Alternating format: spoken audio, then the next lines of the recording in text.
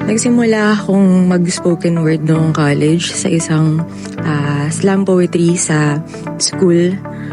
Pero noong bata pa lang ako, nag-start na akong magsulat talaga ng mga tula.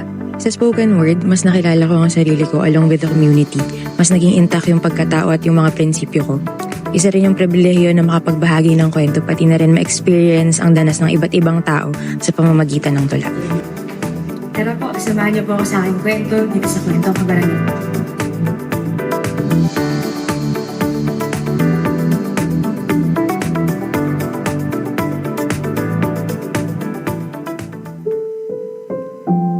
Kada taon, halos 4 na sentimetro ang inilalayo ng buwan sa planetang ito. Ang katwiran ng agham, hindi simbilis ng pag-ikot ng daigdig ang pag-ikot ng buwan.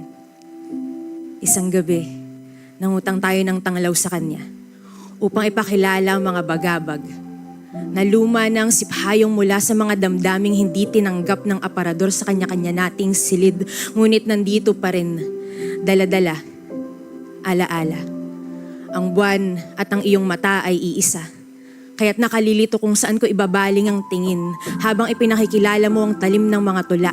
Hindi naman ako mahirap amuin, ngunit itong tinik sa pagkasalubsob. Oo, tayo ang kolateral ng pagsuong at pagbalik nitong daluyong, nitong unti-unting pagtulak ng daigdig sa iyong mga mata. Palayo. Our mastery of fear stops here. These bullets lodged in our minds, the remnants of the departed, them will bear on our sleeves, yet somehow persist. For we are born of the moon, its remoteness, its luminance. 4.5 bilyong taon nang umiikot ang buwan sa daigdig. Kada taon, halos 4 na sentimetro ang inilalayo niya sa planetang ito. Bilyon-bilyong taon pang aabutin upang maramdaman ang epekto nito sa panuntunan ng santinakpan. Would it be pushed away from its own orbit, drawn into the sun, or expelled entirely from the cosmos? Hindi natin alam. Parehong wala at merong namamagitan.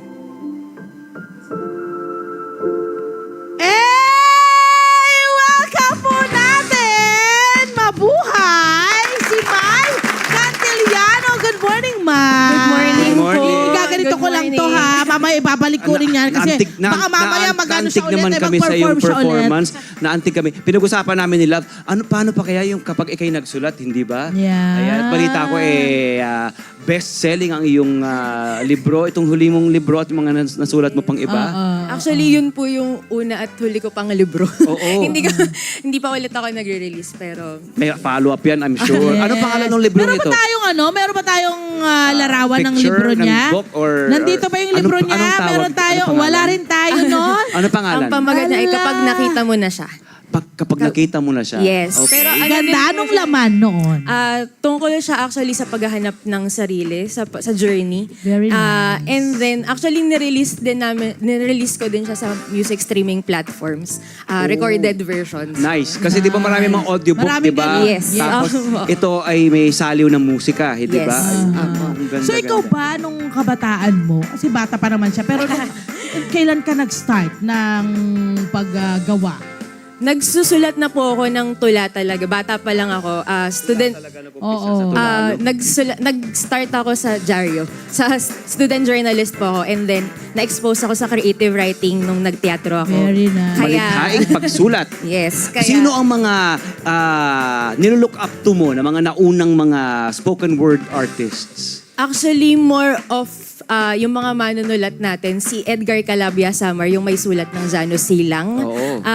Isa po talaga siya ng mga biggest influences ko, si Paulo Chausas na nag-spoken word na rin ngayon, Ralph Lawrence Fonte, Muki Katigbak, yan. Sila po Shout yung out. mga sila yung mga influences ko talaga sa Yun pagsulat. talaga, di ba? At Oo ikaw naman. lang ang nag-push sa sarili mo para gawin ito? Or meron ka ring support system na you go for it? Mga ganyan. Actually, nagpapasalamat ako din sa mga support system ko. Kasi nag-start ako ng ako lang, pero along the way, nagkaroon kasi ng community. Tapos, kumbaga, tinulungan nila ako para magsulat or i-enhance pa yung pagsusulat ko. At saka na-expose ako sa maraming maraming kwento, maraming bagay. Kaya, And speaking of mga kwento, mga tema, ano ang kadalasang tema ng mga sinusulat mo? ako po talaga, love poet ang branding ko. Oo. I think because iba yung rubdob din kasi ng mga emosyon sa naman. pag-ibig eh. Oo naman. Lahat ng klase, roller coaster Yes. ang emosyon na pwede mo makuha Oo sa naman. And they come in different shapes and sizes and forms, di ba? Ang pagmamahal, ang pag-ibig, iba't ibang klase ng pag-ibig, hindi ba?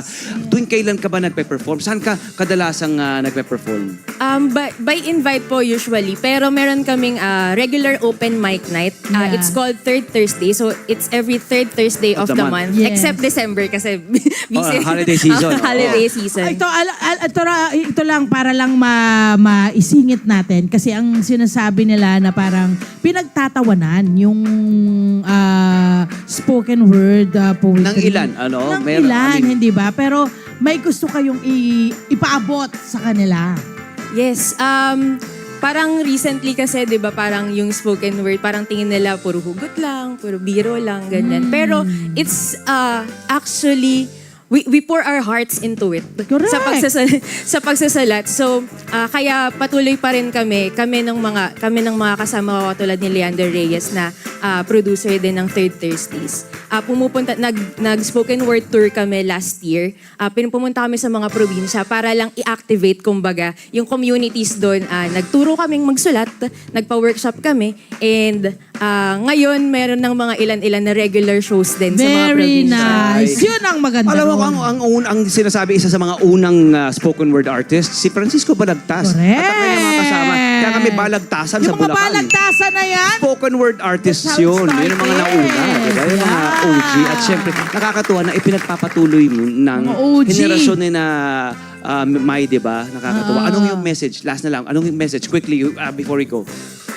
Message ko sa mga aspiring poets, sa mga aspiring spoken word artists, huwag kayong titigil sa pagsusulat. True. At lahat ng kwento natin importante. Lahat ng yan may kwento. valid lahat na. Valid Lahat ng lang. kwento may kwento. At maraming may kailangang marinig yung mga kwento Oo natin. naman. Lalo yung henerasyon Nakaka-relate. nyo. Di ba? Lalo yung henerasyon na ito. May balik ka ulit, ha?